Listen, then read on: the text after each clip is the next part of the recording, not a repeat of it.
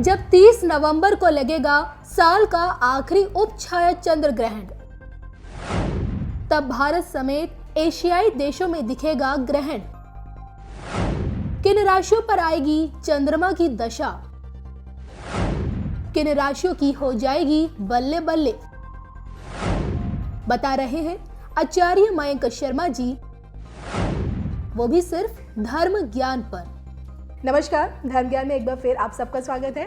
मैं हूं आपके साथ कविता राणा। मेरे साथ मौजूद हैं जाने माने ज्योतिषाचार्य, कुंडली विशेषज्ञ और न्यूमरोलॉजी के एक्सपर्ट आचार्य मयंक शर्मा जी। धन्यवाद कविता जी। धर्म ज्ञान के दर्शकों को बहुत बहुत नमस्कार। इस 30 नवंबर को चंद्र ग्रहण लगने जा रहा है। जी हाँ, वृषभ राशि रोहिणी नक्षत्र में ये ग्रहण लगेगा और जो कि इसमें चंद्रमा की छाया कुछ ही ग्रहों पर रहेगी, इसलिए इसे उप छाया चंद्र ग्रहण भी बताया जा रहा है। अब देखिए ना, ये जो उप छाया चंद्र ग्रहण है ये भारत समेत एशियाई देशों के साथ साथ अमेरिका और ऑस्ट्रेलिया में भी दिखेगा। और सबसे बड़ी बात ये है कि साइंस की दुनिया में, विज्ञान की दुनिया में भले ही इसे खगोलीय घटना के तौर पर देखा जाता हो, लेकिन ज्योतिष शास्त्र में इस उपछाया चंद्र ग्रहण की घटना को एक बड़े बदलाव के रूप में देखा जाता है। अब ऐसे में इस चंद्र ग्रहण का 12 राशियों पर क्या प्रभाव रहेगा, ये सब हम जानेंगे आज मयंक शर्मा जी से। मयंक जी, सबसे पहले मैं ये जानना चाहती हूँ कि चंद्र ग्रहण कब से कितने बजे तक लग रहा है, क्या इसमें सूतक काल है और इसका क्या सकारात्मक और नकारात्मक प्रभाव रहेगा? देखिए, ये चंद्र ग्रहण पूर्ण चंद्र ग्रहण की श्रेणी में नहीं आएगा। ये उपछाया चंद्र ग्रहण है और ऐसा माना जाता है कि उपछाया चंद्र ग्रहण उसे कहते हैं जिसपे अन्य ग्रहों पर सिर्फ चंद्रमा की परछाई पड़ती है। जब तक पूरे चंद्रमा का असर आता है उसको ही चंद्र ग्रहण पूर्ण माना जाता है। जब चंद्रमा की सिर्फ अन्य ग्रहों पर परछाई पड़ती है उसको हमें उपछाया ग्रहण कहते हैं। और उपछाया ग्रहण का हमारे ऊपर कोई नकारात्मक प्रभाव ज़्यादा नहीं पड़ता है, यानी कि चंद्र ग्रहण जितना प्रभाव नहीं पड़ेगा। और ये ग्रहण जो है वृषभ राशि और रोहिणी नक्षत्र में पड़ने जा रहा है, यानी कि अगर ये एक छाया ग्रहण भी है, उपछाया ग्रहण भी है, तो इसका प्रभाव क्या रहेगा। देखिए, उस दिन चंद्रमा जो है क्योंकि वृषभ राशि में है, वृषभ राशि में अभी राहु बैठे हुए हैं, तो चंद्र राहु की युति रहेगी और सप्तम भाव में यानी कि वृश्चिक राशि में सूर्य केतु का योग बनेगा। तो यानी कि ग्रहण योग होने की वजह से 12 राशियों पर इसका सकारात्मक और नकारात्मक प्रभाव पड़ेगा। और ये उप छाया ग्रहण होते हुए भी उन लोगों की कुंडली में ज्यादा इस ग्रहण का महत्व पड़ जाता है जिनकी कुंडली में चंद्रमा नीच का है, जिनकी कुंडली में चंद्रमा 6, 8, 12वें भाव में है, या फिर जिनकी कुंडली में चंद्रमा राहु या केतु के साथ विराजमान है। ऐसे व्यक्तियों को इस चंद्र ग्रहण में मानसिक तनाव, घबराहट, परेशानी, बेचैनी ग्रहण से पहले और ग्रहण के बाद तक बनी रहती है। और बता दें, इस बार 30 नवंबर को सोमवार के दिन ये ग्रहण पड़ने जा रहा है। कार्तिक मास की शुक्ल पक्ष की पूर्णिमा को ये चंद्र ग्रहण इस बार लगने वाला है। चलिए मयंक जी, और सबसे इम्पोर्टेंट चीज बताया आपने, सूतक का पूछा रहा। देखिए, जो भी उपछाया ग्रहण होता है उसका कोई सूतक नहीं होता है। अन्यथा ग्रहण काल से जिस समय ग्रहण लगता है उससे 12 घंटे पहले ही सूतक लग जाएगा। लेकिन इस बार सूतक नहीं लगेगा क्योंकि उपछाया ग्रहण है, तो पूजा पाठ कोई भी समय वर्जित नहीं होगा। मंदिर के कपाट द्वार बंद नहीं होंगे, आराम से आप उस दौरान पहले से ही काम कर सकते हैं। और ये दोपहर में 1:04 पर लगेगा भारतीय समय के अनुसार, और शाम के 5:22 तक इसका पूरा अंतिम काल ग्रहण का रहेगा। भारत में भी दिखेगा जैसे आपने कहा है कि, और अमेरिका, ऑस्ट्रेलिया, तमाम एशियाई देशों में दिखेगा, वहाँ भी इसका प्रभाव रहेगा। लेकिन भारत में क्योंकि इसका प्रभाव अन्य ग्रहों पर सिर्फ चंद्रमा की परछाई पड़ेगी, तो ये अगर आप देखें कि धर्म के दृष्टिकोण से ये ग्रहण जो है उतना नकारात्मक नहीं रहेगा, यानी इसका प्रभाव, नकारात्मक प्रभाव बहुत कम रहेगा। चलिए, ये तो हमने मयंक जी से जाना है कि उप छाया चंद्र ग्रहण कितने वक्त रहेगा। सबसे बड़ी बात है कि इसमें सूतक नहीं लगेगा, क्योंकि सूतक जब जब लगता है तो जितने भी धार्मिक कार्य, कर्म कांड, जितने भी कार्य होते हैं वो उतने वक्त के लिए उन्हें वर्जित कर दिया जाता है। अब हम आइए मयंक जी से जानेंगे कि भाई इसका 12 राशियों पर कैसा प्रभाव पड़ेगा, किन राशियों को चंद्रमा, जो चंद्रदेव हैं, वो कष्ट देकर जाएंगे और किन राशियों पर इसका एक सकारात्मक प्रभाव रहेगा। मयंक जी, अगर शुरुआत करते हैं मेष राशि से।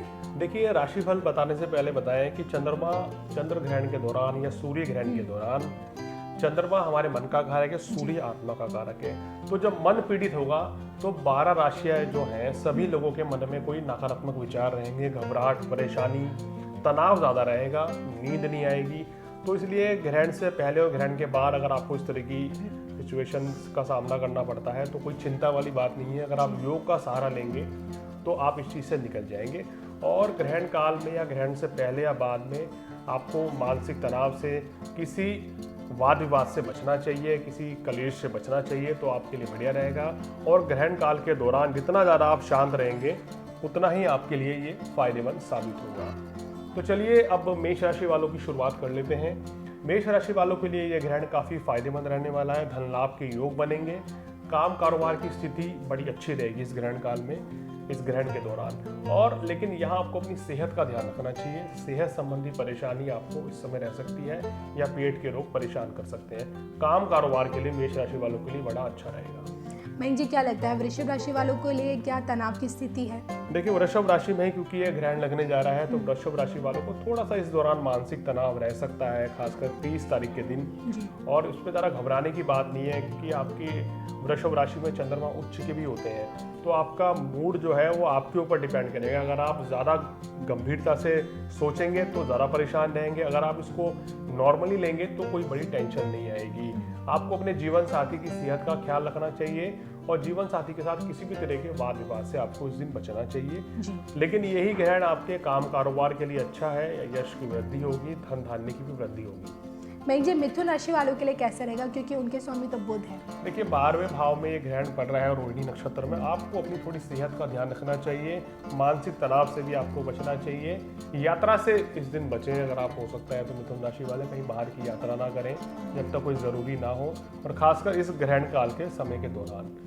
और सबसे इंपॉर्टेंट चीज़ है कि आपको व्यर्थ के वाद विवाद से बचना है। योग का सहारा लेंगे तो आपको तनाव से मुक्ति मिल जाएगी। मयंक जी, कर्क राशि वालों के लिए कैसा रहेगा? देखिए, कर्क राशि वालों के लिए बहुत ही शानदार रहेगा क्योंकि लाभ स्थान में ग्रहण पड़ रहा है और उच्च का, तो लाभ आपको उच्च कोटि का होगा। कार्य व्यवसाय में बड़ी सफलता मिलेगी। इस समय आपके जो रुके हुए कार्य थे वो पूर्ण हो जाएंगे। लेकिन संतान पक्ष की तरफ से कोई वाद विवाद की स्थिति बन सकती है या संतान की सेहत का इस समय आपको ख्याल रखना चाहिए, तो ये आपके लिए और आपकी संतान के लिए भी काफ़ी बेहतर रहेगा। चलिए अब जानते हैं कि सिंह राशि पर उपछाया चंद्र ग्रहण का कैसा प्रभाव पड़ेगा। सिंह राशि वालों के काम कारोबार के लिए थोड़ा सा ये उतार चढ़ाव वाला समय रहेगा। इस समय मैं सलाह देता हूँ कि किसी बड़े बदलाव से बचना चाहिए। कार्यस्थल पर कोई वाद विवाद इस दिन हो सकता है या आगे पीछे भी हो सकता है। आने वाले कुछ दिनों में थोड़ा सावधान रहिए। सावधानी बरत के चलेंगे तो कोई समस्या नहीं है, अन्यथा कोई आपकी शिकायत भी कर सकता है। लेकिन काम कारोबार में आपको अच्छा लाभ मिलेगा, धन लाभ भी आपको होगा। माता जी की सेहत का आपको इस समय ध्यान रखना चाहिए। मयंक जी, कन्या पे कैसा रहेगा इसका प्रभाव? देखिए, कन्या राशि वालों के भाग्य वृद्धि के संकेत हैं। उनको धन लाभ होगा, काम कारोबार की स्थिति अच्छी रहेगी, आपके धर्म कर्म में भी पूरी रुचि रहेगी। आपके लिए ग्रहण बहुत ही शानदार रहने वाला है। सभी तरह के कार्य इस समय आपके पूर्ण होंगे। मयंक जी, कन्या के बाद तुला राशि वालों के बारे में? तुला राशि वालों को इस समय अपनी सेहत का ध्यान रखना चाहिए। सेहत संबंधी कोई परेशानी रह सकती है, मानसिक तनाव से आप पीड़ित हो सकते हैं, या आपके इस समय मन भी आपका बड़ा बेचैन रहेगा। काम में भी आज आपका दिल नहीं लगेगा, तो थोड़ा संभल कर चलें। अगर आप इस दिन, अगर आपकी छुट्टी है तो ठीक है, अगर आप ऑफिस जा रहे हैं तो आपको संभल कर चलना चाहिए।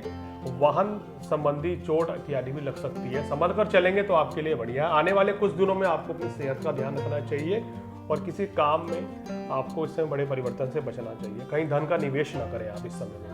मयंक जी, क्या लगता है वृश्चिक राशि वालों पर क्या चंद्रमा कष्ट देंगे? देखिए, वृश्चिक राशि वालों के लिए समय बहुत ही अच्छा रहेगा। आपका वैवाहिक जीवन अच्छा रहेगा, काम कारोबार की स्थिति आपकी बड़ी अच्छी रहेगी, धन लाभ के भी योग बनते हुए नजर आते हैं। धनु राशि के लिए? धनु राशि वालों के लिए ये थोड़ा सा समय इतना बेहतर नहीं है। सेहत के दृष्टिकोण से मिला जुला समय रहेगा। आने वाले जो कुछ महीने हैं आपको अपनी सेहत का ध्यान रखना चाहिए, किसी बड़े परिवर्तन से बचना चाहिए। खर्च की अधिकता भी इस समय थोड़ा सा रह सकती है, सितारे कुछ ऐसे बता रहे हैं। मकर राशि के लिए कैसे रहेगा? मकर राशि वालों के लिए ग्रहण काफी अच्छा रहेगा। आपको मान सम्मान की प्राप्ति होगी, संतान की तरफ से तरक्की होगी, धन लाभ होगा, कार्य व्यवसाय में भी आपकी उन्नति होगी और नई नौकरी लगने की भी संभावना पूरी बन रही है। चलिए बात करते हैं हम कुंभ राशि की। कुंभ राशि वालों के लिए समय अगर हम देखें थोड़ा सा परेशानी का रहेगा। आपका मन थोड़ा परेशान रहेगा, काम कारोबार में भी आपकी स्थिति जो है इतनी अच्छी नहीं रहेगी। मेरी सलाह यह है कि इस समय आप नौकरी व्यवसाय में परिवर्तन से बचें और ईमानदारी से अपना काम करें। सुख साधनों के लिए ये समय बढ़िया है, सुख साधन बढ़ेंगे। आप कोई वाहन इत्यादि आने वाले समय में ले सकते हैं, तो समय आपका अच्छा है। लेकिन कार्यस्थल को लेकर थोड़ा सावधानी बरतें, किसी बड़े परिवर्तन से बचें और वाद विवाद से दूर रहें। चलिए अब जाते जाते बात कर लेते हैं हम मीन राशि वालों के बारे में। मीन राशि वालों को इस समय थोड़ा सावधान रहने की जरूरत है। व्यर्थ के वाद विवाद आपके छोटे भाई बहन के साथ या मित्रों के साथ हो सकते हैं। इस समय आपका मन भी कुछ उखड़ा उखड़ा सा रहेगा। स्टूडेंट्स का मन भी इस समय इतना पढ़ाई में नहीं लगेगा। हमारी सलाह यह है कि इस दौरान योग का सहारा लें तो आपके लिए बेहतर रहेगा। नौकरी व्यवसाय के लिए ये योग आपके लिए काफ़ी अच्छा रहेगा। काम कारोबार की स्थिति भी अच्छी बनती हुई आपकी नज़र आ रही है। चलिए, ये तो हमने मयंक शर्मा जी से जाना कि भाई 12 राशियों पर उप छाया चंद्र ग्रहण का कैसा प्रभाव पड़ेगा। जैसे मयंक जी ने बताया कि कुछ पे सकारात्मक है तो थोड़ा कुछ लोगों पे इसका नकारात्मक प्रभाव भी रहेगा।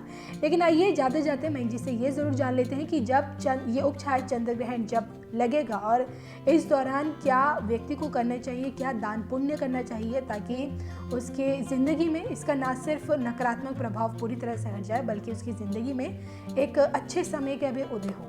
जी बिल्कुल।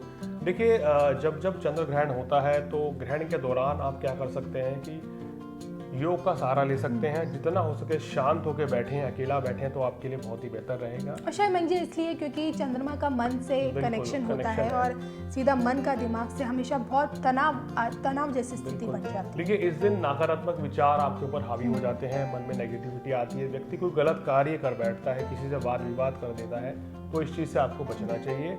और ग्रहण के पश्चात आपको जैसे दूध, दही, चावल, सफ़ेद चीज़ों का दान करना चाहिए, आटे का दान करना चाहिए और भगवान शिव की आराधना करनी चाहिए। उनको शिवलिंग पर कच्चा दूध, बेलपत्र चढ़ाएंगे तो आपको मानसिक तनाव से मुक्ति मिलेगी। और चंद्र ग्रहण को हमेशा जब भी ग्रहण का समय है उस दौरान ग्रहण को नंगी आंखों से ना देखें, अन्यथा कहते हैं कि ऐसा शास्त्रों में बताया गया है कि उसका चंद्र ग्रहण का असर सीधा सीधा हमारे ऊपर आ जाता है और हमारे अंदर नेगेटिविटी आ जाती है। गर्भवती महिलाओं को भी इस समय थोड़ा पूरा रेस्ट करना चाहिए, सावधानी बरतनी चाहिए और अपनी सेहत का विशेषकर ख्याल रखना चाहिए।